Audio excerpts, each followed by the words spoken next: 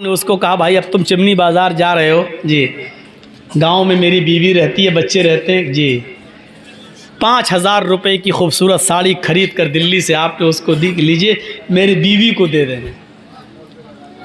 आप उसकी साड़ी को लेकर आ रहे हैं, घर पहुंचते हैं, अपने नहाते हैं, धोते हैं, नाश्ता पानी करते हैं, चल दिए कहां? अपने दोस्त की बीवी के पास उसको साड़ी देने के लिए।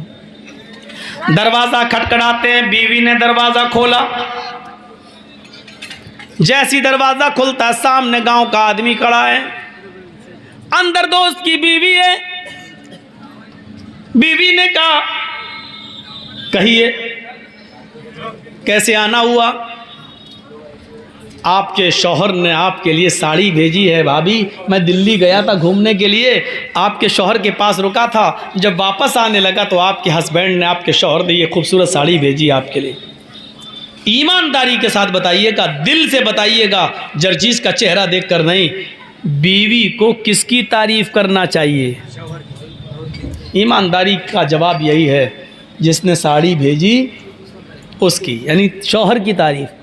लेकिन बीवी बजाय शौहर की तारीफ के साड़ी देने वाले की तारीफ करने लगे, जो लाया है उसकी तारीफ करने लगे। एक्सक्यूज मी, माशाल्लाह आप तो बहुत अच्छे हैं, दिल्ली से साड़ी ले आए, आइए चाय पी लीजिए, और अपने दिल के सारे दरवाजे उसके लिए खोल दे।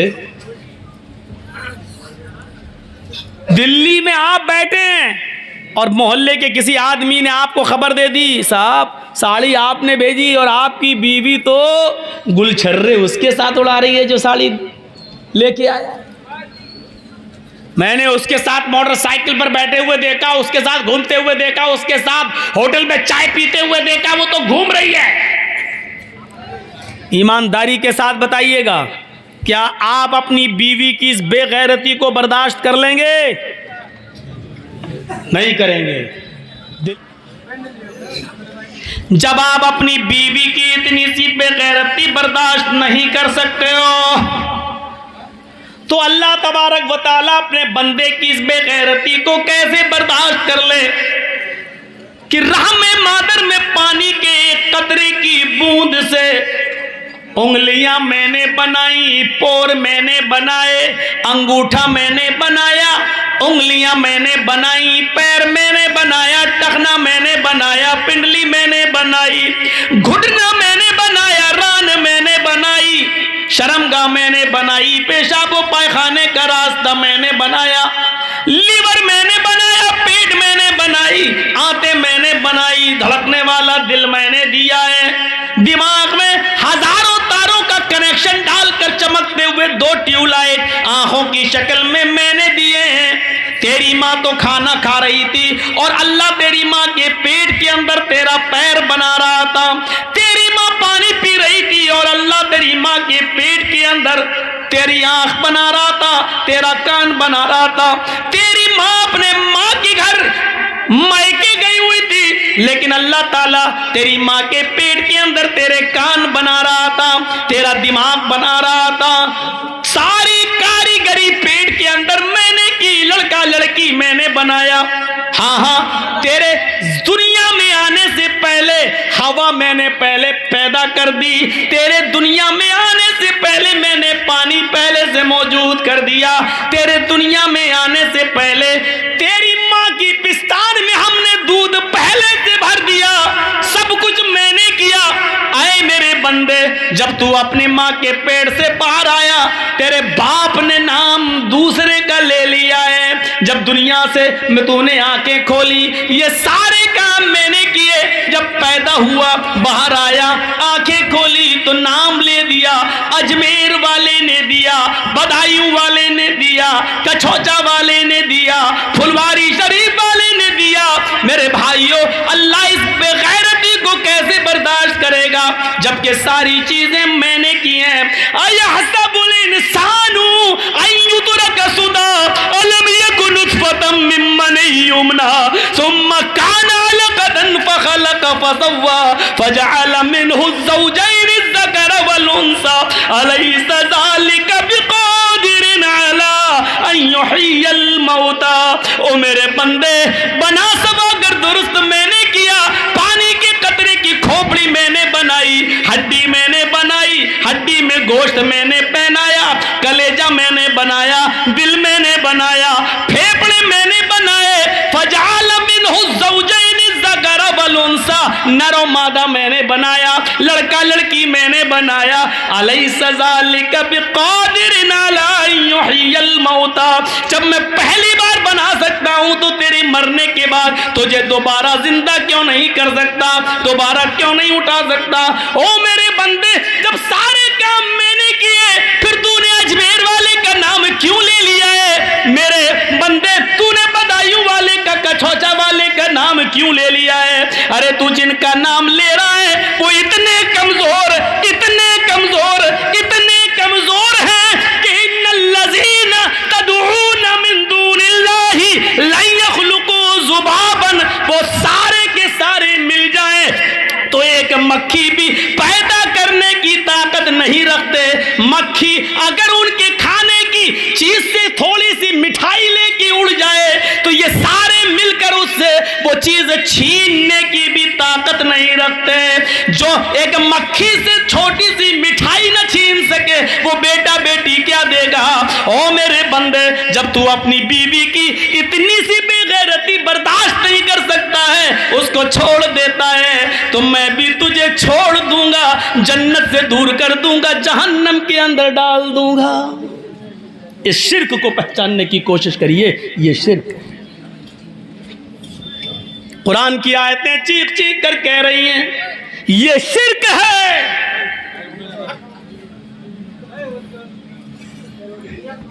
हमको पहचानने की जरूरत है। ला तुशरिक बिल्लाही, तुम शिर्क मत करना। इन कुतिलता, चाहे तुम्हें कत्ल कर दिया जाए, औ हुर्रिकता, या तुम्हें जला कर राख कर दिया जाए, जल जाना गवारा कर लेना। और जाहिर बात है, अच्छा आप देख लीजिए ये क्या चीज है। एक आदमी लिंचिंग का शिकार होता है, कई लोग उसको मिलकर मारते हैं, वो अकेला होता है, उससे ज़बरदस्ती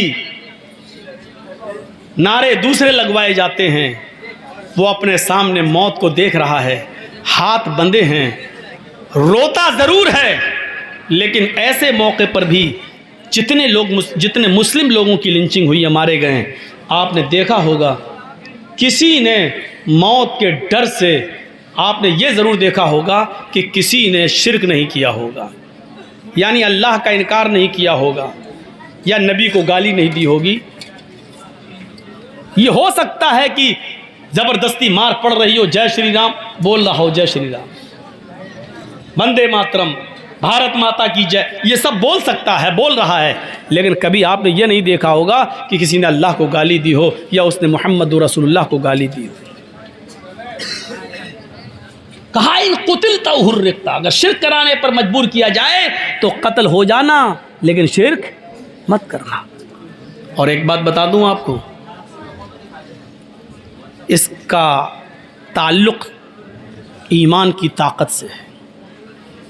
आपके गांव में इसी जगह पर अभी एक पुलिस वाला आ जाए, निहत्था हो, उसके पास कोई न बंदूक हो, न लाठी हो, न डंडा, कुछ ना हो, और अचानक आपके पास आ जाए, और आप जानते हैं कि हमारे थाने का चौकीदार है, पुलिस वाला है, और आकर आपको भड़काने लगे, धड़काने लगे, धमकाने लगे कि ऐसा हो रहा है इस गांव में,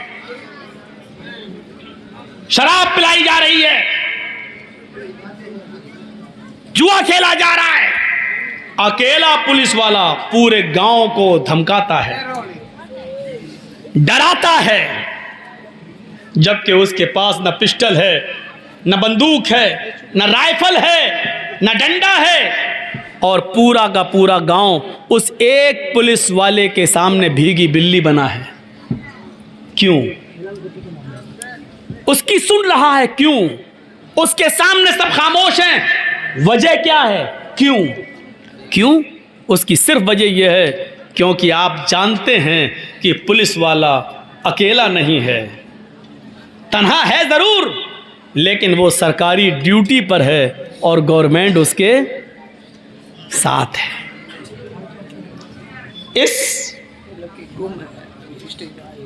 कौन अंगूरी खातून, बाप का नाम खालिद है, घर फसिया। एक बच्ची है अंगूरी खातून, घर है उसका फसिया, बाप का नाम खालिद, गुम है ना? स्टेज पे है, जिसकी हो वो देख ले जाए और नहीं तो हम ले जाएंगे। इधर आओ। जब बच्चे खोते हैं तो हमको हंसी भी आती है और दुख भी होता है, दोनों काम होते हैं। किसकी है भाई? चुप तेरी अम्मा आई है?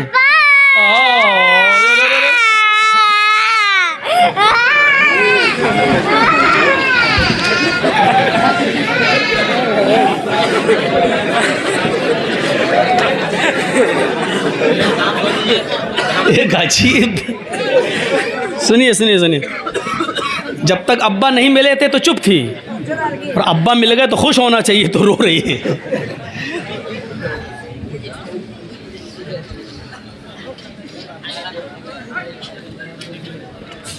वैसे हिम्मत को सलाम देना चाहिए, ना बाप को फिक्र है ना माँ को फिक्र है। बाप बेचारे जर्जिस को सुन रहे हैं, अम्मी बेचारी जलेबी खरीद रही होंगी मार्केट में। तकरीर थोड़ी उर्दू समझ में नहीं आ रही होगी, बंगला समझने वाले लोग उर्दू क्या समझे, जा रही होंगी चूड़ी उड़ी खरीद रही होंगी। अरे बच्चा माँ या बाप में किसी एक के साथ तो होना चाहिए ना, तो बाप को भी परवाह नहीं, माँ को भी परवाह नहीं। चलिए मिल गई है, वो तो हमें मालूम था कि किसी जलसे में खोई थोड़ी, आज तक खोई नहीं है, खोई हैं लेकिन मिल सब गए। ऐसा सुनने में नहीं आया है कि खो गई हो फिर वो उसका ना बाप मिला हो ना माँ मिला, ऐसा हुआ ही नहीं है 20 साल से। तो ये तो उम्मीद थी कि मिल ही जाएगी, बाप मिल जाएगा या माँ मिल जाएगी। हाँ तो सुनिए मेरे भाइयों, क्या कह रहा था, किसी को याद है?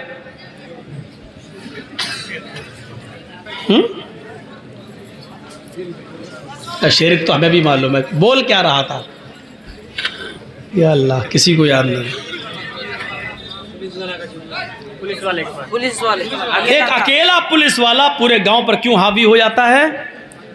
चिल्ला रहा है, सब उसके सामने भीगी बिल्ली बने। क्यों?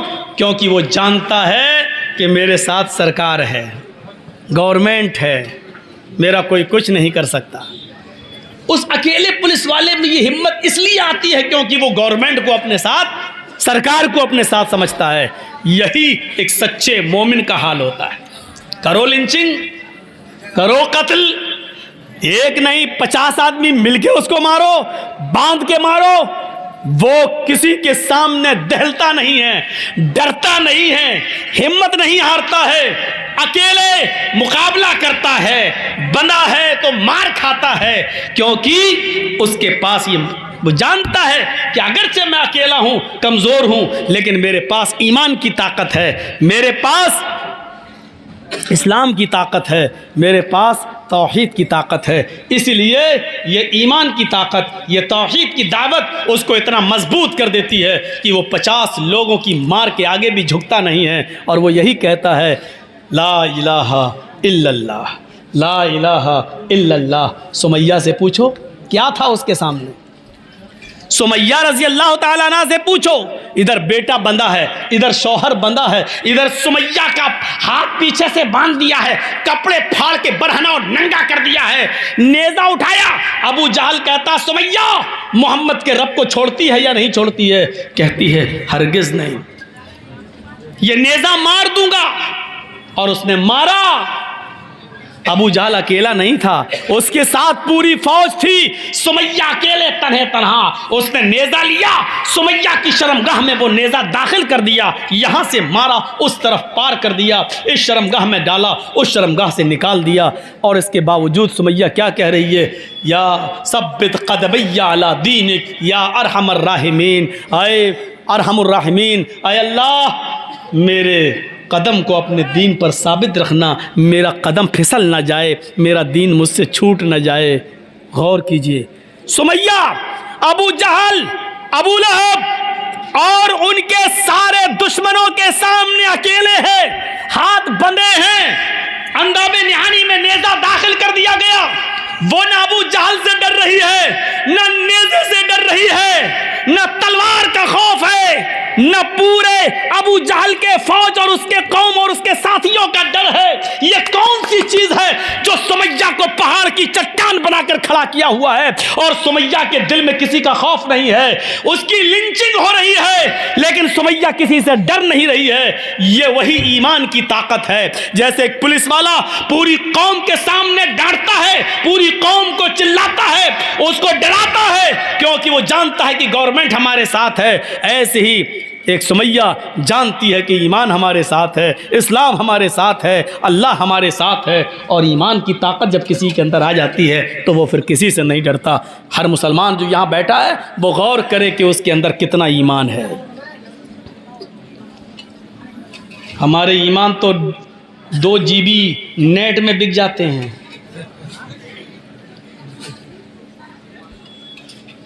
क्यों नहीं सो रहे भाई? रात के 12 बज गए, सो जाओ। अरे मौलाना साहब ये 600 रुपए का नेट पैक डलवाया है, ये ख़त्म तो कर लूँ, 12 बजे तक चलेगा मेरा।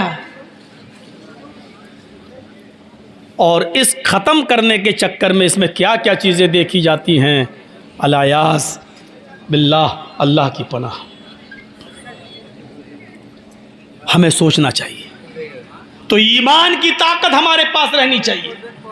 फिर सुमैया के 2 पैर 2 ऊंट से बांध दिए गए। ये पैर इस ऊंट से बांधा गया, दूसरा पैर दूसरे ऊंट से। एक का चेहरा पूरब की तरफ, दूसरे का चेहरा पश्चिम की तरफ। और सुमैया नबुरदास सुमैया के लिए है तने तनाए, और इसके बावजूद मुकाबला कर रही है। जानती है कि ये दोनों ऊंट भागेंगे, मेरे बीच से 2 टुकड़े हो जाएंगे, मैं चीर दी जाऊंगी। अबू जहल ने कोड़ा उठा लिया। क्या कहता है सुमैया? इन ऊंटों को भगाने वाला हूं, अभी भी समझ ले, अभी भी समझ ले, अभी भी डर जा, अभी भी मोहम्मद के रब पर अपना ईमान छोड़ दे, अभी भी इस्लाम को तर्क कर दे।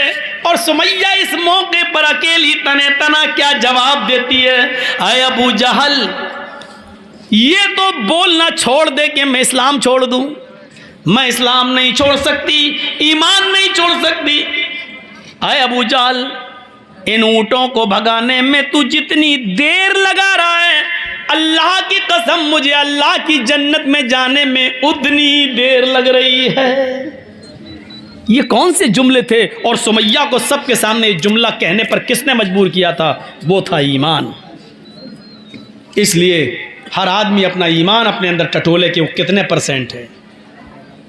शादी के मौके पर एक मोटरसाइकिल की डिमांड करके अपने ईमान का जनाजा निकालने वाले ये बेचारे ये उम्मीद रखेंगे कि अल्लाह की ताकत, ईमान की ताकत हमारे पास है। एक मोटरसाइकिल में तुम्हारा गुजारा चल जाता है, लेकिन एक मोटरसाइकिल देने में लड़की का बाप बेचारा कितने का कर्जदार हो जाता है और उसको अपना कर्जा चुकाने में कितना टाइम लगता है। ये दर्द जब आपके अंदर पैदा हो जाए तो इस्लाम है आपके अंदर। ये दर्द अगर आपके अंदर नहीं है तो इस्लाम नहीं है आपके अंदर। कहते रहो अपने आप को मुसलमान।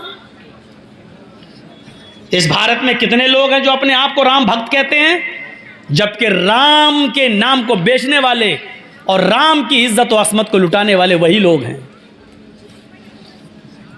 कहते रहो हमारे अंदर इस्लाम है, कहते रहो मुसलमान हैं, कुछ नहीं। दर्द अपने अंदर किसी का पैदा कर लेना, यह इस्लाम है।